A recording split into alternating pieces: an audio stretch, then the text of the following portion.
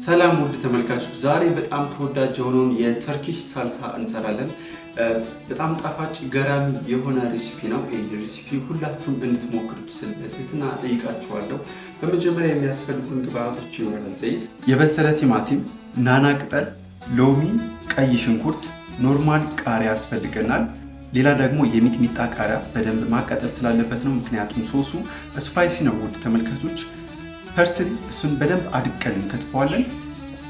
የቤል ፔፐር ወይም ደግሞ የካፕሲከም ፔስት፣ እሱ ከሌለ ደግሞ ኖርማል ቶሜቶ ፔስት ወይም ደግሞ የቲማቲም ድል መጠቀም ይቻላል። ውድ ተመልካቾች ጨው፣ ሱማክ ፓውደር ይሰኛል። የአረቢክ በጣም ተወዳጅ የሆነው ቅመም ነው። በተለይ ደግሞ ለዚህ ግብአት መስሪያ በዋናነት ያገለግላል ማለት ነው።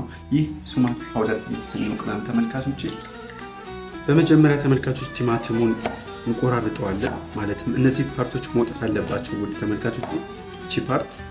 ከዛን እንደዚህ መቆራረጥ እቃችን ላይ ማድረግ።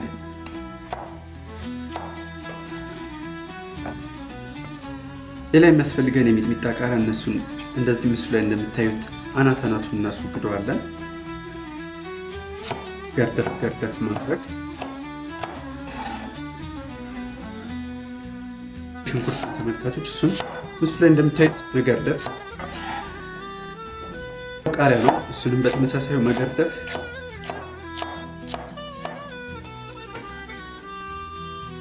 ፐርስሊ አድቆ መክተፍ።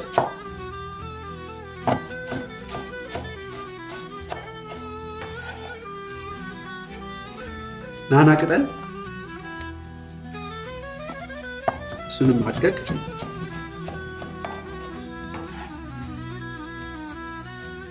ነጭ ሽንኩርት አድቆ መክተፍ። አሁን ተመልካቾች የፉድ ፕሮሰሳችን ላይ ወይም ደግሞ መፍጫችን ላይ ያዘጋጀነውን ቬጅቴብል ሚክስ እንጨምረዋለን ማለት ነው።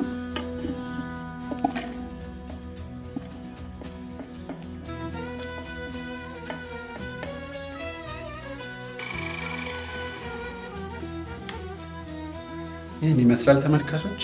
እንደምታዩት ምስሉ ላይ በጣም የሚገርም አድርገን ነው ነው። እናንተ ምስሉ ላይ እንደምታዩት አድርጋችሁ መስራት ነው። በጣም የሚገርም ሽታ ነው ያለው፣ በጣም ደስ የሚል ዋው። ተመልካቾች ምስሉ ላይ እንደምታዩት ከፈጨ ነው በኋላ ቀጥታ ቦል በማዘጋጀት ማጥለል ነው፣ ወይም ማጥለያ በማዘጋጀት። ምክንያቱም ውሃው ፓርት በደንብ መጥለል አለበት ወይም መጠንፈፍ አለበት። ተመልካቾች ምስሉ ላይ እንደምታዩት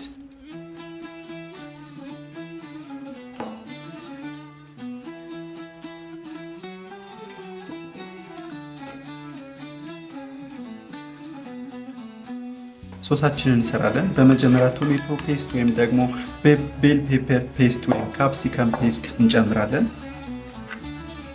ሱማክ ፓውደር፣ የወይራ ዘይት፣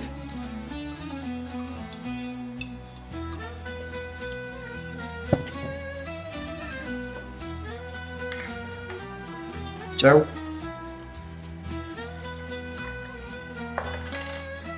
የሎሚ ጁስ፣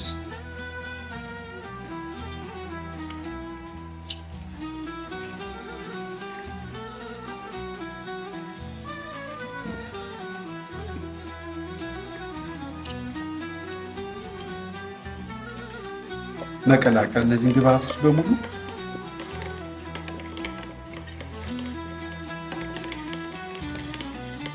ተመልካቾች እዚህ ሶስ ላይ ሞላሰስ መጨመር ይቻላል። ሬሲፒው ነው፣ በጣም የሚገርም ጣዕም ይሰጠዋል። ተመልካቾች ሞላሰስ ብታደርጉበት ማለት ነው። የፈጨነው አትክልት ይመስላል ውድ ተመልካቾች። ቦላችን ላይ አድርገን መቀላቀል ነው ከሶሱ ጋር ማለት ነው። ከጠነፈፈ በኋላ ቦል ላይ ማድረግ፣ የሰራነውን ሶስ መጨመር፣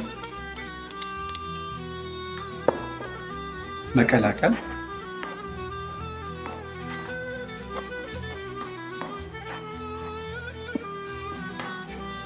ዋው!